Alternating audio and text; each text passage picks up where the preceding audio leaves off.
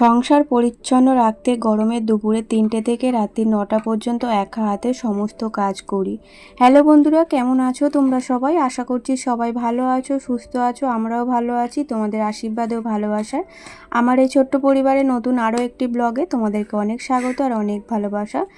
এখন আর good morning না, এখন বাজে ওই দুপুর 3টের মতো বাজে। তো এখন থেকেই তোমাদেরকে সাথে নিয়ে আজকের ব্লগটা শুরু করছি। আশা করছি ব্লগটা তোমাদের ভালো লাগবে। তো আজকের ব্লগটা যেখান থেকে শেষ করেছি তারপর থেকেই আর কি আবার শুরু করলাম। কি বলো তো, এরপর না 2-3 দিন আমি ব্লগ করতে পারবো না, তাই আগে থেকে ব্লগ আর কি রেডি করে রাখছি, যাতে তোমাদের সঙ্গে প্রতিদিন একটা করে ব্লগ শেয়ার করতে পারি। তো এখন না সেই আর কি সোমবার থেকে আর কি 3 দিন ব্লগ করতে পারবো না, তাই জন্য আগে থেকে আর কি রেডি করে রাখা। তো এখন এই যে কয়েকটা জামা কাপড় শুকনো হয়েছিল, তো সেগুলোই তুলে এনে ভাঁজ করে রাখছি, আর বাকিগুলো সব ভিজে হয়ে আছে। তো মেয়ে এখনও পর্যন্ত স্কুল থেকে আসেনি, আর এই কাপড় জামাগুলো এইমাত্রই কেচে দিলাম, ঠাকুরের যেগুলো পরে আমি পুজো করি, আমার হাজব্যান্ডের আমার। তো এগুলো অনেক দিন থেকে কাচবো করছিলাম, কিন্তু ওই যে মানে কি বলবো, বৃষ্টি হচ্ছে, রোদ্দুর হচ্ছে, কোনো তো আকাশের গ্যারান্টি নেই, তাই কাচা হচ্ছে না। তো আজকে একদম ঠিক করে রেখেছিলাম, মেঘলা হোক আর যাই হোক একদম কেচে দেবো পুজো করার পর। তো পুজো করেই আমি কেচে দিয়েছিলাম, পুজো করে কাচিনি, মানে ওই দুপুরবেলাটা করে কেচে দিয়েছিলাম। আর এখন খাওয়া দাওয়া করলাম, করে আর এই যে বাসনগুলো মেজে নিচে, হাজব্যান্ড খাওয়া দাওয়া করে বেরিয়ে গেছে, মেয়েকে দিয়ে চলে গেছে। মেয়ে পড়তে বসে পড়েছে, আমি সেই আর কি ফাঁকে কাজগুলো করছি। তো এই কাজকর্মগুলো মিটিয়ে একটু রেস্ট নেব। কি বলো তো, আমার না রেস্ট নেওয়া আর হয় না। তো প্রতিদিনই ভাবি যে দুপুরবেলা একটু ঘুমোবো, রেস্ট নেবো, কিন্তু হয় না। সন্ধ্যের দিকেও এত কাজ থাকে যে সন্ধ্যে রাত্রি 9টা 9:30 পর্যন্ত কাজ করে শেষ করতে পারি না। তাই মাঝে মধ্যে কি করি, দুপুরবেলা না শুয়ে মানে সন্ধ্যেবেলার কাজগুলোই আর কি দুপুর থেকে করতে থাকি। আগে থেকে আর কি করলে সন্ধ্যেবেলা তবে একটু রেস্ট পাই, আর সন্ধ্যেবেলা আর দুপুরবেলা আমার ভিডিওর কাজ থাকে। তো দুটো টাইম আর কি ভিডিওর কাজগুলো করি, ভিডিও এডিট করা, ভয়েস দেওয়া, এগুলো আর কি দুটো টাইমের মধ্যেই করি। সন্ধ্যেবেলা ভিডিও আর কি আপলোড করি, আর দুপুরবেলা ভিডিওটা এডিট করি। এই হচ্ছে আমার কাজ। তো এখন এই যে এঁটো বাসনগুলো পড়েছিল, সেগুলোই মেজে নিয়ে আর ধুয়ে গামলার মধ্যে উপর করে দিলাম, দিয়ে আর এখন কয়েক বালতি জল তুলে রাখলাম। তো সব সময় জল ভর্তি করেই রাখতে হয়, মেয়ে তো পারে না পাতকু থেকে জল তুলতে। পারে, ছোট বালতি হলে পারে, কিন্তু এত বড় বালতিতেও পারে না, তাই তুলে রাখতে হয়। তো চলো তোমাদের দেখাই আমাদের গাছে কত আম হয়েছে। দেখো ছোট ছোট একদম আঙুর ফলের মতো আমগুলো ঝুলছে। প্রচুর গাছে আম হয়েছে। তো এর মধ্যে কিন্তু 3টে আম পাড়া হয়ে গেছে। তো একটা খাওয়া হয়ে গেছে, একটা পাশের বাড়ি বৌদিকে দিয়েছি, আর একটা আছে। তো এত গাছে আম ধরেছে, এরপর যখন হনুমান আসবে না, একটা গাছে আম থাকবে না। সব ওই যদি দেখে যে গাছে আম ধরেছে, প্রতিদিনই আসতে থাকবে, আর প্রতিদিনই ওই আম খেয়ে নষ্ট করতে থাকবে। আগের বছর আমগুলো তো কাউকে দিতে পারেনি, কেউ খেতেও পারেনি, এত হনুমানের উৎপাত হয়েছিল। এবছর জানি না কাউকে দিতে পারবো কি, আসলে গাছের আম তো সবাইকে দিই একটু, মানে আমাদের আশেপাশে যারা আছে সবাইকেই দিই, মাকে পাঠাই। তো আগের বছর কাউকেই দেয়া হয়নি। তারপর দেখো এখন হচ্ছে ওই বিকেলবেলা 5টা 5:30টার মতো বাজে। তো কি করছি বলো তো, এখন একটু চা করবো। আমার হাজব্যান্ডের খুব খিদে পেয়ে গেছে, আজকে যেহেতু মঙ্গলবার। তো মঙ্গলবার তো আমার হাজব্যান্ডের নিরামিষ থাকে, আজকে দুধ ভাত খেয়েছে। তো সেই জন্য না আর অল্প করে খেয়েছে, ওর খিদেও পেয়ে গেছে, ভীষণ জোর খিদে পেয়েছে। তো এসেই আমাকে বলছে, তুমি আগে দুটো আমাকে মুড়ি দাও আর একটু চা করো। তো তাই জন্য আর কি একবারে আমার জন্যও চাটা করে নিচ্ছি। সন্ধেবেলা নইলে আবার একার জন্য চা করতে হবে, তাই একবারে বিকেলবেলায় চাটা আর কি করে নিচ্ছে। আর এখন বেশিরভাগ সময় কিন্তু বিকেলবেলায় চাটা বানানো হয়। আমার হাজব্যান্ড কাজ থেকে চলে এলে না, ও চা খাওয়ার আবার ইচ্ছা হয়, আমারও ইচ্ছা হয়, কিন্তু একার জন্য করা হয় না। তবে হাজব্যান্ড থাকলে বিকেলবেলাটা করে আর কি খেয়ে নিই, সন্ধেবেলার চায়ের ঝামেলাটা থাকে না। তো এই যে চা বানাচ্ছে, আর মেয়ে চলে গেছে পড়তে, ওকে দিয়ে এসেই তারপরে আমি এদিকে চাটা বসিয়েছি। আর হাজব্যান্ডের জন্য ওই যে মুড়ি বার করে রেখেছি। তো প্রথমে ভেবেছিলাম চানাচুর দিয়ে মুড়িটা মেখে দেবো, তো এখন দেখছি চানাচুর শেষ হয়ে গেছে, আনা হয়নি। তো আবার ঝুড়ি ভাজা দিতে বললো। তারপরে আবার ঝুড়ি ভাজাটা পার করাতে গিয়ে আরও একটা জিনিস মনে এলো, যে সকালে যে আলু ভাজাটা করেছিলাম মেয়ের জন্য স্কুলে টিফিনে নিয়ে যাবে বলে, তা থেকেই কিছুটা আলু ভাজা রয়ে গেছে। তো এটা দিয়ে আর ঝুড়ি ভাজা দিয়ে কাঁচা লঙ্কা লঙ্কা দিয়ে মাখিয়ে দেবো আমার হাজব্যান্ডকে। তো আমার হাজব্যান্ডও খাবে আর আমিও খাবো। আমিও না দুপুরে একদম অল্প ভাত মানে ছিল, আসলে চালটা আজকে ঠিকঠাকভাবে নেওয়া হয় না, ভাত কম পড়ে গিয়েছিলো, তো একদম অল্প কটা খেয়েছিলাম। তো আমারও খিদে পেয়ে গেছিলো, তাই একবারে মুড়ি মাখিয়ে দুজনে খেলাম। আর মুড়িটা খেয়ে চলে এসেছি এই যে সবজি কাটতে। তো রাত্রে কি রান্না হবে, তার পরের দিন কি রান্না হবে, সব সবজি কিন্তু এখনই কেটে রেখে দেব। আমি তো এখন এইভাবেই চলছি আর কি, মেয়ের যেই থেকে আর কি স্কুল চালু হয়ে গেছে। কারণ কি বলো তো, আগে থেকে না কেটে রাখলে না, তো সে পরের দিনকে আমার খুব অসুবিধা হয়, তাড়াহুড়ো করতে হয়। তাই আগের দিনকে কিছুটা কাজ এগিয়ে রাখি পরের দিন, যাতে আমার একটু সুবিধা হয়। তো আজকে রান্না করব কুমড়োর তরকারি, একদম নিরামিষভাবে কুমড়োর তরকারি করব। আর কুমড়োর তরকারিটা বেশিরভাগ সময় আমাদের মঙ্গলবারই হয়, যেহেতু মঙ্গলবারটা নিরামিষ থাকে আর শনিবারটা নিরামিষ থাকে, তবে মঙ্গলবারে কুমড়োর তরকারিটা বেশি হয়। তো ছোলা দিয়ে কুমড়োর তরকারি করলে আমার হাজব্যান্ড খুব ভালোবাসে। তো ছোলা ছিল না, ভেজানোও ছিল না। আর ভেজানো না থাকলে দোকান থেকে কিনে আনে আর কি ভেজানো ছোলা, তো আজকে আর আনেনি, এমনি আর কি করব। আমার এই কুমড়োর তরকারি দিয়ে কিন্তু মুড়ি খেতে খুব ভালো লাগে। তবে মুড়ি তো আজকে মানে মুড়ি খাওয়া হবে না, আজকে বানাবো লুচি। কালকে ওই যে নরম নরম লুচি বানিয়েছিলাম, গরম জলে ময়দাটা মেখেছিলাম বলে লুচিটা একদম সফট হয়েছিল, তো ওই রকমভাবেই আর কি লুচি বানাতে বলেছে আজকে। আর এই দিকে দেখো আমি সমস্ত সবজি কেটে নিয়েছি, এখানে আছে কাঁকরোল আলু ভাজা করব, আর ঢ্যাঁড়সের তরকারি, আর এই যে কুমড়ো আলু কেটে নিয়েছি এটা আজকের জন্য, আর এগুলো হচ্ছে কালকের জন্যে। আর মাছ আছে, কালকে মাছ রান্না করব, আর ঢ্যাঁড়সের ঝাল আর ভাজা আর ডাল, এই আর কি রান্না বান্না করব কালকে।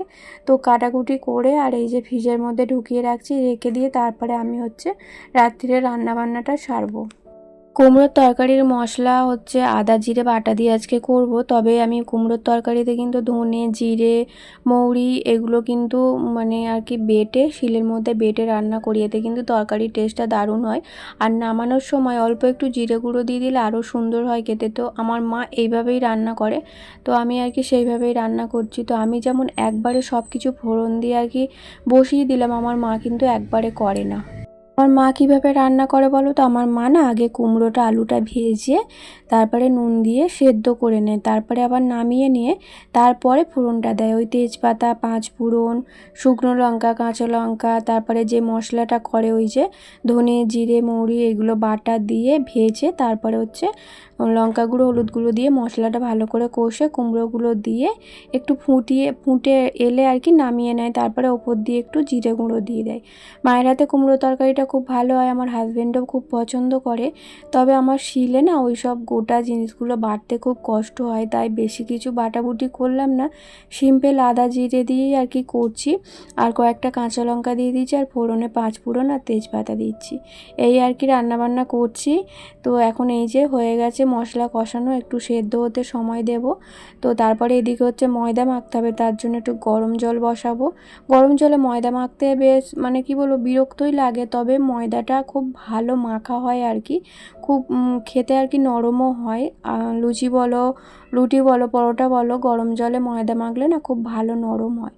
তো আমার মা যাই করুক না কেন গরম জলেই মাখে, মানে ময়দা দিয়ে যাই বানাক না কেন গরম জলেই মাখে। তো আমি এই দুদিন হচ্ছে গরম জলেই আর কি মাখছি, লুচি করলেও মাখছি আর আটার রুটি করলে তো মাখতে হবেই, মানে ওই ময়দার রুটি করলে, কারণ ময়দার রুটি করলে না এমনি ঠান্ডা জলে মাখলে খুব শক্ত হয়ে যায়, খেতে পারা যায় না, তাই গরম জলে মাখতে হয়।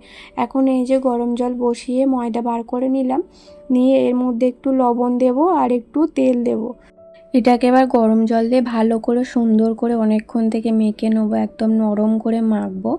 তো সঙ্গে সঙ্গেই আর কি করে নেবো মেখেই। তো এরকম গরম জল দিয়ে মেখে মানে আর কি লুচিটা বানালে না সঙ্গে সঙ্গেই করে নিই। আর ঠান্ডা জলে মাখলে কি হয়, আমাকে রেখে দিতে হয় মেখে, ওই যখন খাই তখন আর কি গরম গরম ভেজে দিই, না হলে একটু শক্ত হয়ে যায়। আর এরকমভাবে করলে তো শক্ত হয় না, রেখে দিলেও নরম থাকে। তাই একবারে ঘরের কাজকর্ম যা আছে মিটিয়ে নিয়ে তারপরে আর কি চান করবো আর কি। চান করবো বলতে মাথায় জল দেবো না, গা হাত পাটা একটু ধোবো। তো প্রচণ্ড গরম উঠেছে, তো যত বৃষ্টি হচ্ছে তত বেশি গরম হচ্ছে। আর এত গরম না রান্নাঘরে যাওয়াই যাচ্ছে না, খুব কষ্ট হচ্ছে রান্নাবান্না করতে, কিছু করার নেই, করতে হবেই। তো এদিকে সব লুচিগুলো একবারে বেলে নিলাম, নিয়ে আর এই যে কড়া বসিয়ে দিয়েছি। আমি কিন্তু একবারে এরকমভাবে বেলে ভাজি না, আমি ওই একটা একটা করে বেলি আর একটা করে ভাজি, এতে আমার সুবিধেই হয়। তবে আজকে এত গরম না, রান্নাঘরে দাঁড়াতে পারছি না, তাই বাইরে দালান থেকে আর কি সবগুলো বেলে নিয়ে তারপরে ভাজতে এলাম রান্নাঘরে। আর ওই দিকে দেখো আমার মেয়ে বসিয়েছে দুধ, তো 1 প্যাকেট দুধ ছিল। তো আমাদের না অম্বুবাচিতে কি খেতে হয় বলো তো, আম আর দুধ খেতে হয়। তো ওবেলা আনা হয়েছিল, ঠাকুরকে দিয়েছিলাম আম দুধ, আর আমাদের জন্য ছিল। তো সেটাই আর কি মেয়ে গরম করছে। তো আম তো খাওয়া হয়ে গেছে, এখন দুধটাই আর কি খাবে, একসঙ্গে খেতে হয়। তো একসঙ্গে আর খাওয়া হয়নি, আলাদা করেই খাচ্ছে। তো মেয়েকে দুধ আর একটু অরিও বিস্কুট দিলাম সন্ধ্যাবেলার টিফিনে। আর আমার দেখো রান্নাবান্না হয়ে গেছে, আর গ্যাসটা ভালো করে পরিষ্কার করে মুছে নিচ্ছি। তবে দুপুরে যেইভাবে পরিষ্কার করি সেইভাবে করছি না, এমনি একটা কাপড় দিয়ে মুছে নিলাম। সেরকম তো কিছু রান্নাবান্না হয়নি, নিরামিষ রান্না হয়েছে, তাই আর কি সাবান দিয়ে মাজলাম না, গ্যাসটাকে এমনি পরিষ্কার করলাম।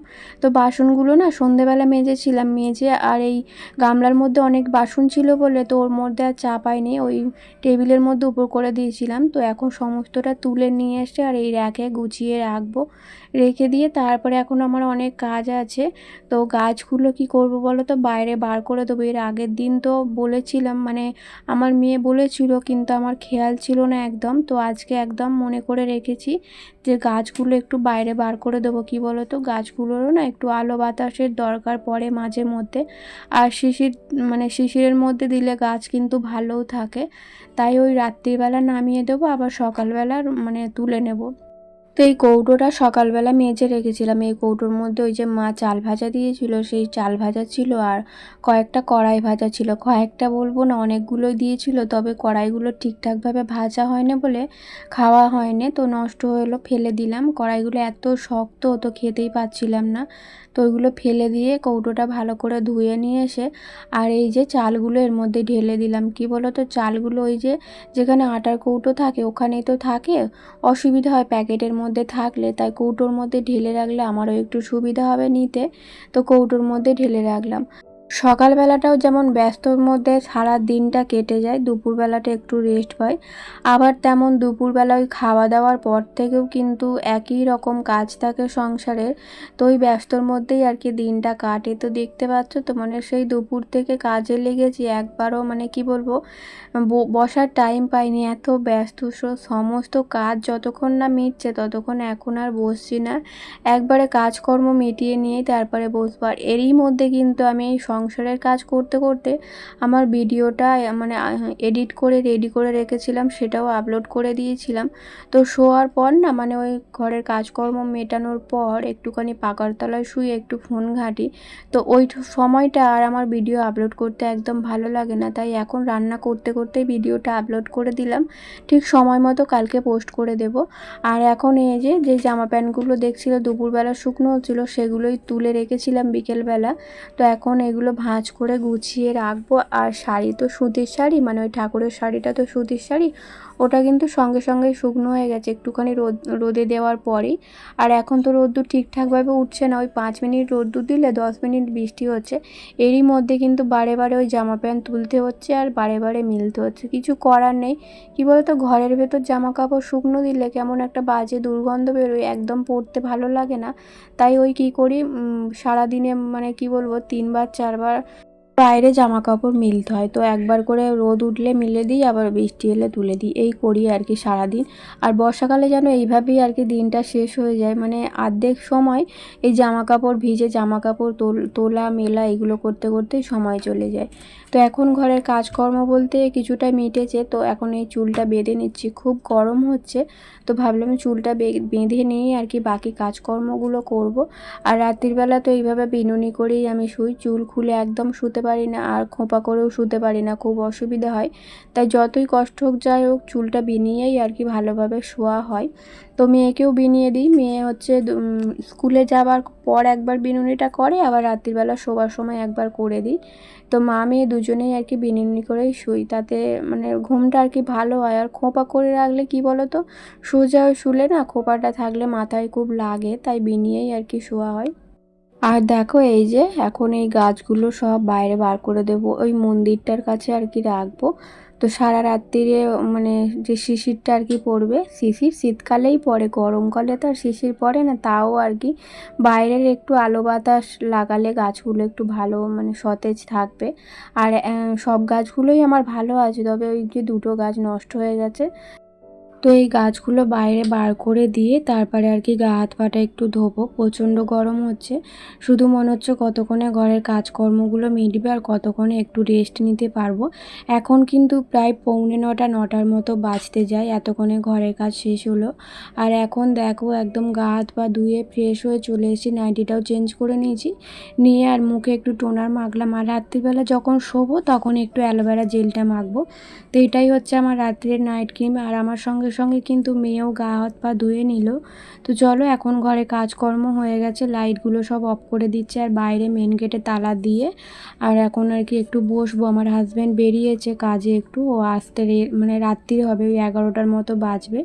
তো এখন মেয়েকে খেতে দিয়ে দিলাম, ওর খিদে পেয়ে গেছে, যেহেতু হাজব্যান্ডের আসতে লেট হচ্ছে, তো বললো আমাকে খেতে দিয়ে দাও। তো বন্ধুরা চলো, আজকের ব্লগটা এই পর্যন্ত, কেমন লাগলো জানিও, টাটা।